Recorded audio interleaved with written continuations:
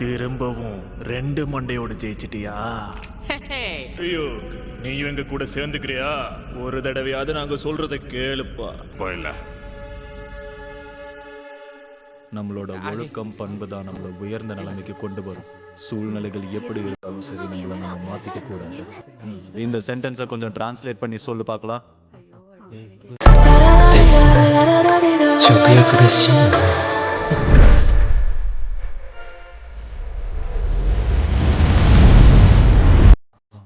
கடவுள் சொன்ன விஷயங்களை பின்பற்றணும். அப்படி பண்றதால வாழ்க்கையில இன்று காலை 11 மணி அளவில் யோகோஹாமா கனகா வீட்டில் உடல் முழுவதும் இரத்த காயங்களுடன் கண்டெடுக்கப்பட்டுள்ளது.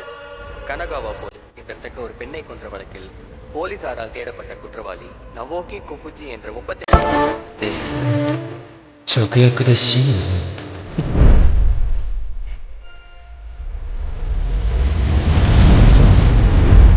கொலையாளியை இன்று போலீசார் கைது செய்தனர். அவன் ஷிபுயா நகரை சேர்ந்தவன் என தெரிய வந்துள்ளது.